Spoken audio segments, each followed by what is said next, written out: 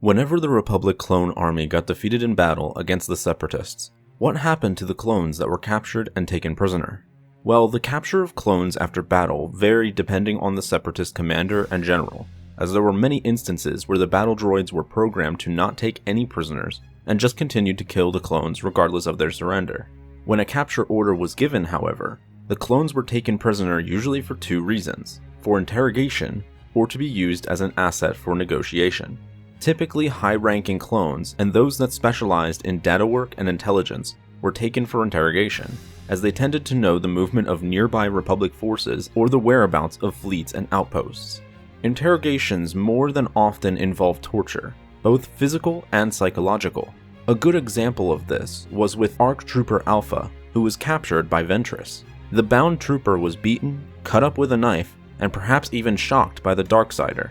All the while, she demanded the whereabouts of Republic medical facilities. The trooper persisted in remaining silent, telling her that he wasn't trained to answer questions and only to fight, with the only information he gave her was his identification number and the general he served.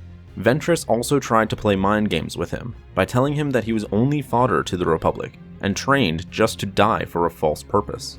Despite this, the clone still remained silent. Frustrated at the lack of progress in her interrogation, Ventress decided to give the clone some time to think about his situation and try the next day, in which if she were to fail again, she'd likely kill the clone for still refusing to reveal anything.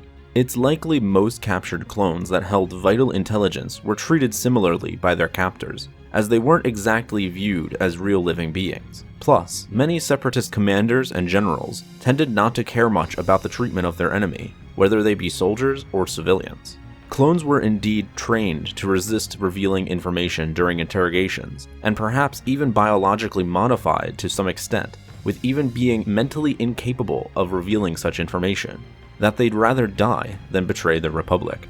It's safe to say that most clones that were taken prisoner by the Separatists likely ended up being killed shortly afterwards.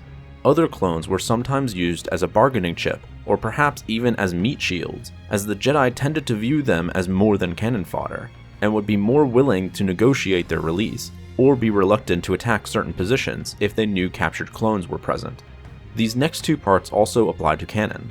First is Clone Trooper Tups, who was taken by the Separatists after executing one of his Jedi generals. The Separatists found this action by him to be very intriguing, and they believed that by capturing him, they could uncover the cause and use it to develop a weapon that would force a similar reaction among the other clones that'll cause them to betray their own Jedi amidst battle.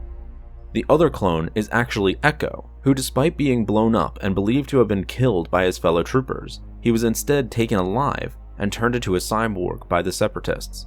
They then experimented on his body before putting him into stasis and probing his mind, which revealed Republic strategies and attack patterns, which were then fed to Separatist commanders during battles, which allowed them to predict the tactics of the Republic.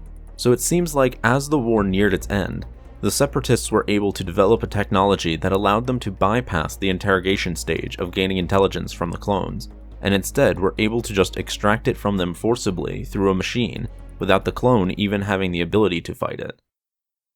Before we end this video, we want to give a quick shout out to our new channel, Hero History. It'll have very similar videos like the ones on this channel, but for Marvel and DC Comics. Link to it will be in the description below. Thanks for watching this video. Help support the channel by becoming a member on our Patreon page, and be sure to subscribe for more videos like this one. And as always, may the Force be with you.